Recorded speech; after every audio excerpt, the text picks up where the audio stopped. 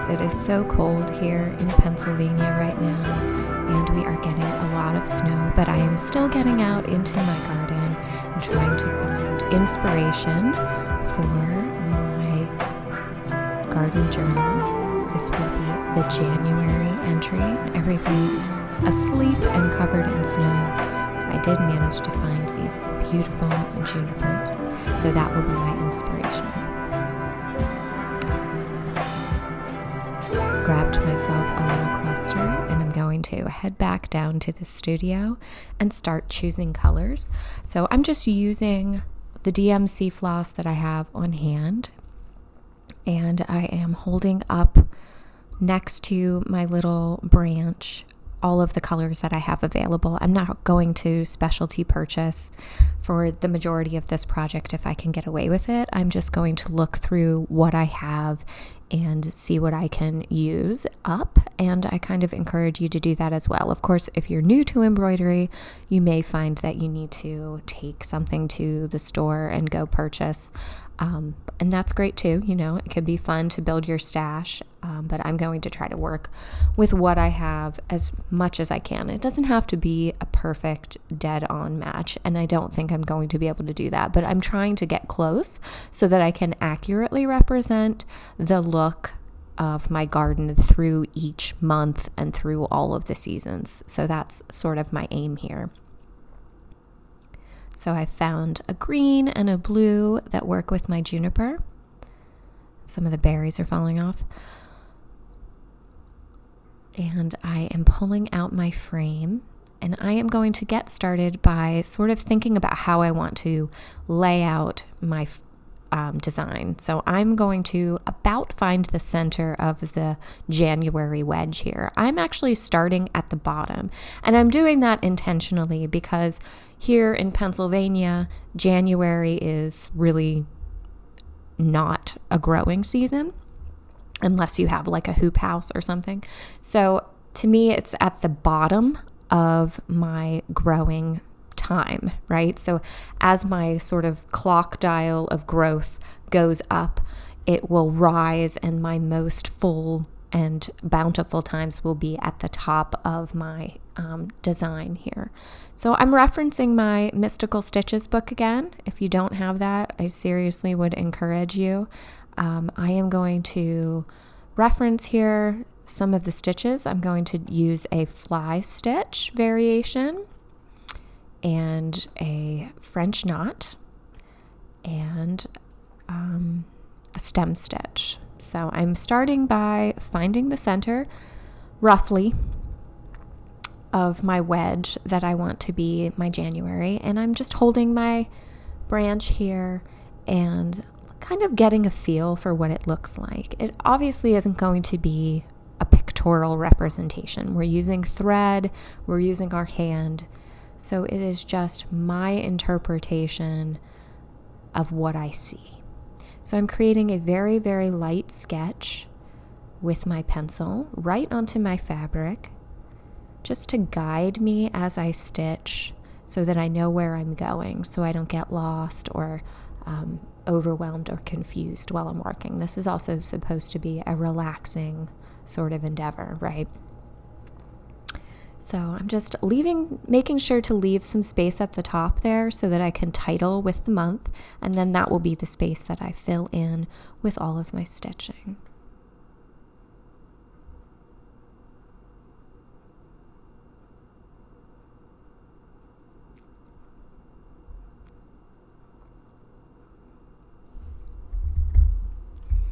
So to get started, I have my DMC 640 here. That's what it looks like.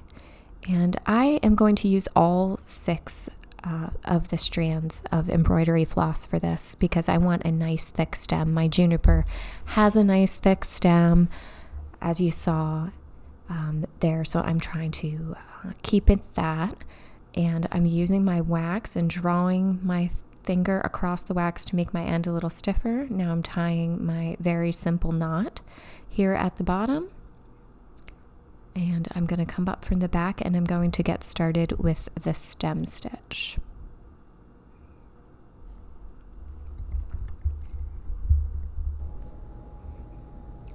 So basically, to do the stem stitch, you're going to come up from the back and go down.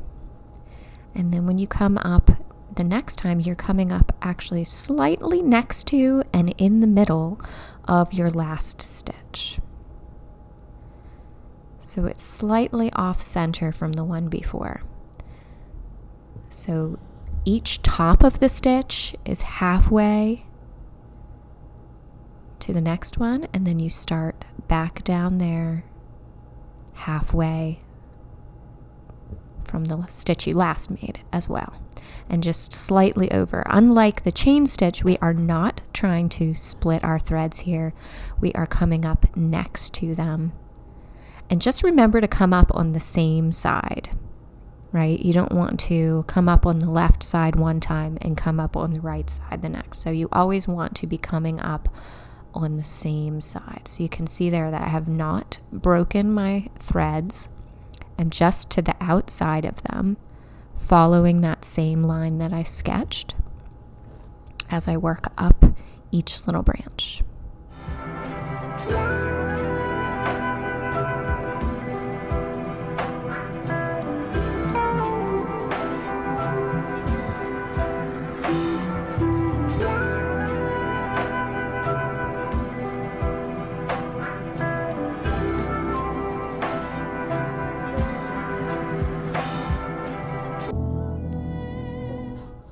And then to go to my next section, I like to pull my threads back down underneath of the ones that preceded it as I work back down towards the base, right? So I have to get back to the bottom of my stem there. So I'm just going to use my needle, catch the back side of one of my stitches, and just loop my thread under it a few times so I don't have a bunch of loose dangly threads all across the back of my canvas, because that will become annoying very quickly and you'll get caught in things. So trying to keep it tidy is important, and if you get a knot, just pick it out. So here we go. We are going to fill in with those same stem stitch the whole way up. So I'm deciding to come up on the right side. I'm just going to keep coming up on the right side, working my way to the end of every little branch that I sketch, picking out any knots as I go. A top tip for not having to pick out so many knots is to not work with a really long thread. So I think our intent is, or our thought is, to get as much thread as I think I might need so I don't have to rethread my needle. But in actuality, it's much less annoying to rethread a needle than it is to pick a bunch of knots out. So going with a thread length that's about as long as from the tip of your finger to your arm is plenty. And then I'm just tying off when I get to the very end, and I'm going to again tuck my threads back a couple of stitches just to keep the tail secure and out of the way. So now we are going to have all of our outline of our branch done, and I love the way that looks. It captures the twisty growth of my juniper.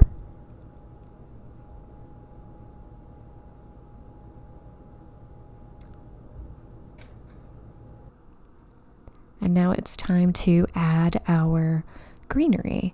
So again, I'm just going to pull out a length that's approximately the length of my arm. This time I am using half of the floss, so I'm splitting it by just pulling on 3 pieces until I get half of the width.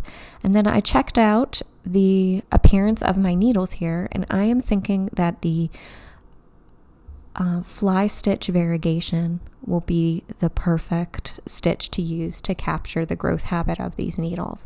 But I do think that this is where having a reference book of some stitches will come in handy, so that you can check out what you think matches and you don't have to try to think off the top of your head how you would do this. So I'm going to go ahead and get started. So to do the fly stitch, you come up from the back and then you go down across from where you want your stitch to end, and we're going to make little V's for the with tails. So for the fly stitch, you would come down right at the other side of your looped over fabric, but here I'm coming down with a little bit longer of a tail, And that's what makes the variation, so it has a little bit longer of a length.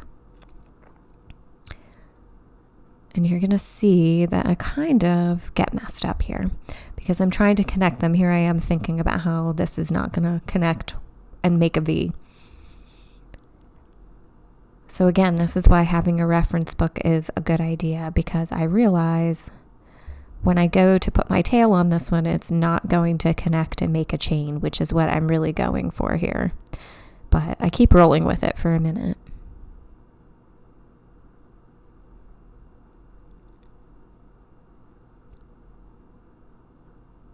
I still think it turns out okay on this side.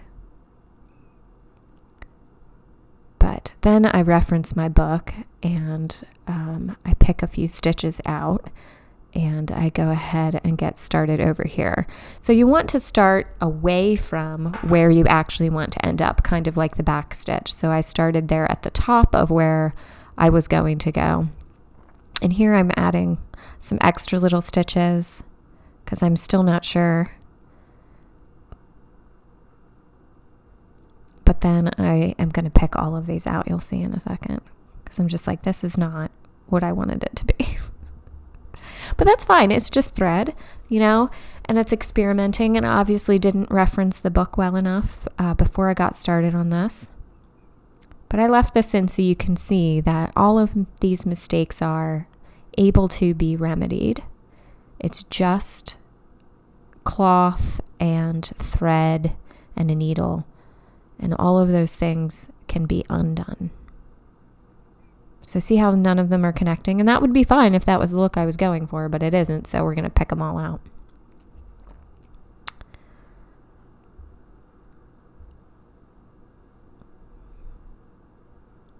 Such a shame to undo your work, but sometimes you need to. And I'm just rubbing my nail over those holes to get rid of them. And I'm going to reference the book. Okay, so now I've got it. Look at how I've got them all to connect there on that one. Okay, so here we go with the proper tutorial. I'm coming up from the back, ahead of where, I want this to be my top little branch.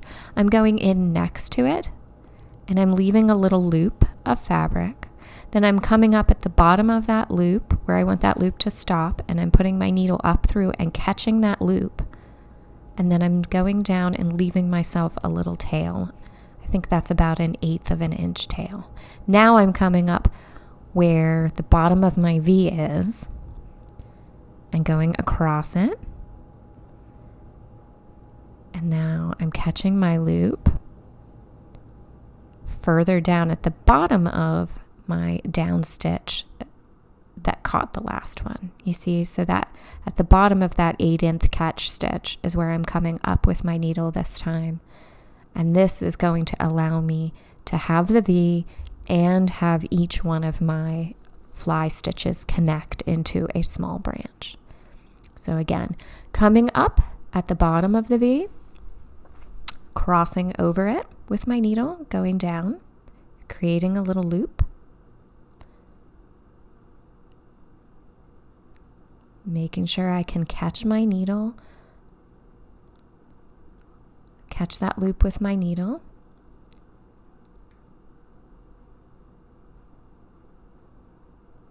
and then putting my little tail down there and connecting it to the top of my brown branch. And that's how I've created all of those little connected fly stitch variations to make each one of my leaves or needles for my little juniper here. So it's time to fill it all in.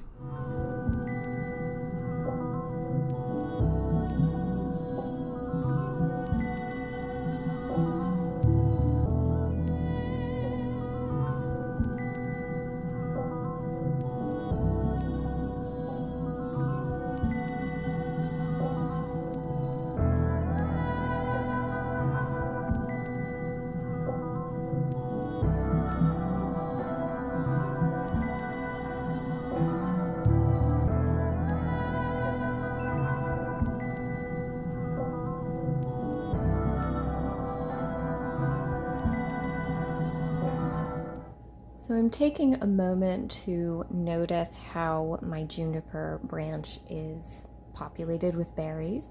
So there are very few down here at the bottom. There's none near the very bottom of my branch. And then there are a bunch in the center, along the central branches, not really at the tips. And then there are a few more similarly laid out near the top, but significantly less, I would say. So I'm going to go for that approach in my stitching. So I have a lot of room here in the central area of my branch to put a big cluster. I might have one or two down here, which is good because I really don't have a lot of room left. And then a few along the center up here at the top. So I think this will work out really nicely, but you may want to consider that when you're laying the foundation of your piece, all of the little bits that you need to add so that you don't run out of space. The wedges are not really that big, which is great for keeping up with it, but it may not be great if it comes to design if you don't think ahead. So that's something that I'm noticing. Also be sure to leave room up at the top for the label of the month if you want, or you don't have to. That's totally up to you, but I'm going to still try to sneak in stitching January across here as well. Okay, so now it is time to add our little French knots for our berries. So you want to come up from the back. Your non-dominant hand will twirl the thread around your needle a couple of times, and then you put that needle down right next to where you had come up. And I like to rock my needle back and forth just to loosen the threads a tiny little bit. And then you pull your needle down through all of those loops and pop it to the back, and then just gently pull your thread down until it goes taut. You don't want to over tighten it, or you run the risk of pulling your knot through the back of your fabric, but you do want it to be nice and tight and flat against the back of your thing. And then untwirl any twisted bits before you get started again. And I, of course, pulled my thread out of my needle.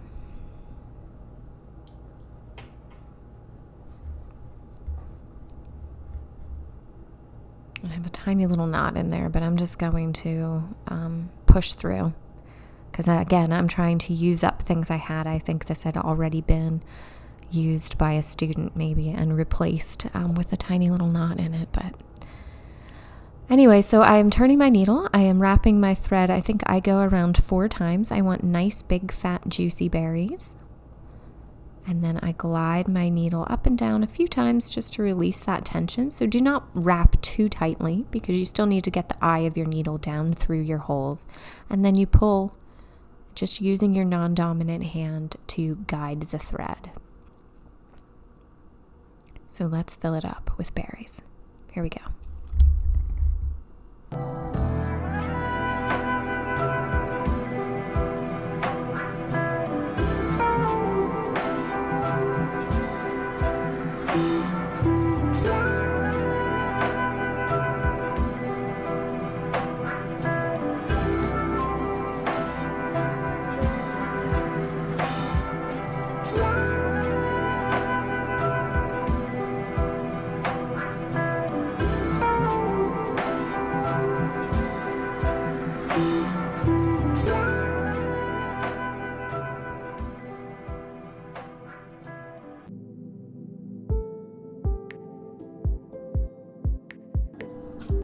Now that the berries are complete, I am going to add my title. So again, I've used my sort of rough center line to center my letters.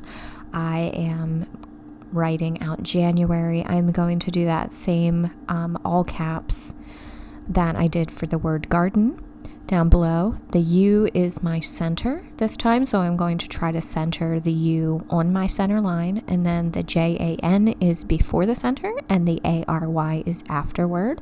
And I am just going to use my back stitch, and I think I choose 3 threads, 3 of the floss threads, so I'm splitting here, and I'm just going to do a back stitch, very simple.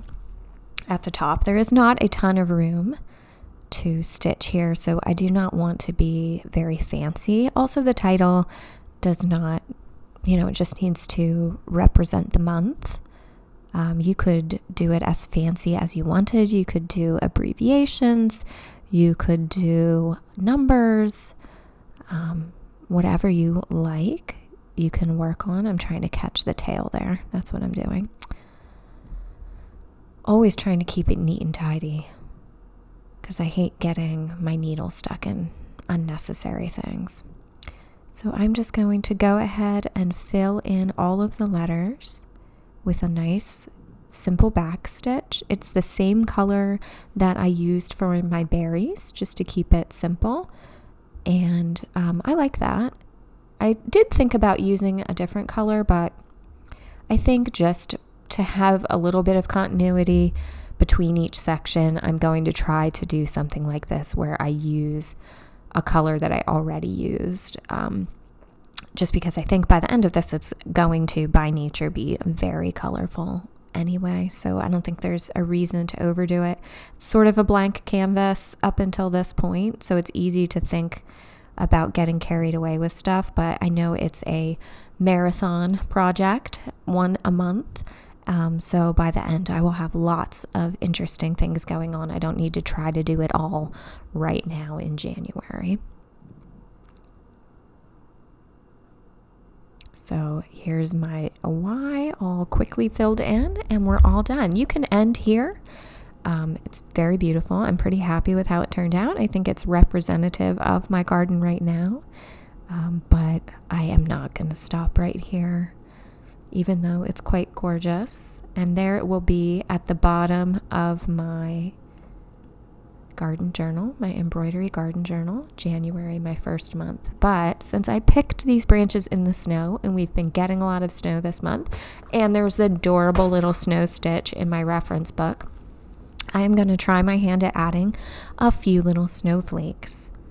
So I've sketched out a couple in some of the open spots, and I'm just going to go ahead and fill those in. I switched to a much smaller needle because I'm only using 2 threads this time, because I did not want to have very thick snowflakes.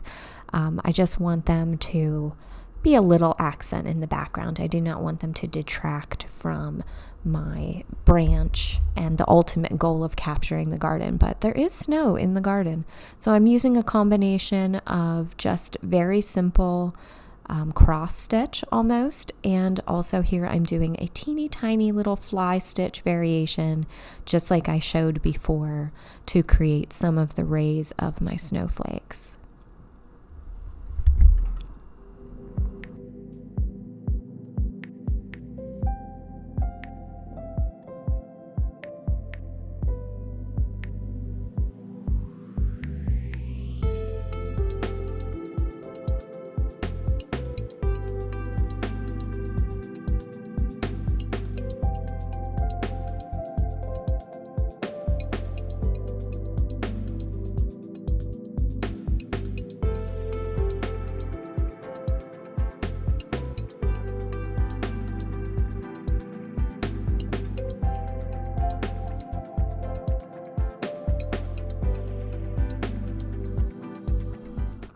And finally, for my largest snowflake, I'm doing a big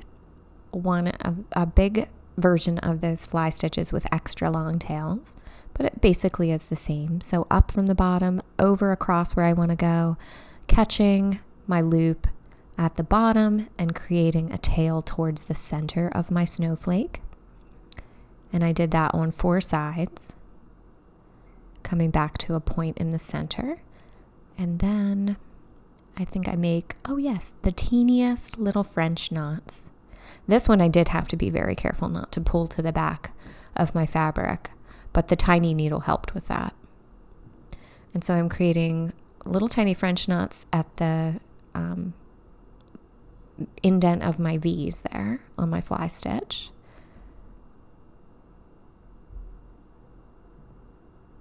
Which is so sweet, I think.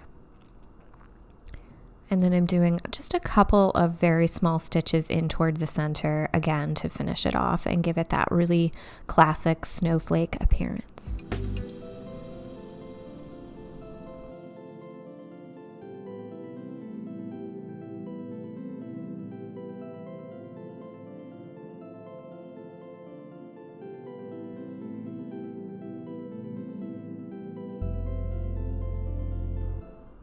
And here is my finished Embroidery Garden Journal entry for January. I love that I got to experiment and learn a new stitch, and that's one of my tips for you this month, is allow yourself to try something new as we work through this project. I think it will help keep it interesting and will help you grow as an embroidery artist. Thank you so much for joining me this month. I look forward to sharing more with you in the future, so make sure you like and subscribe so you never miss an entry.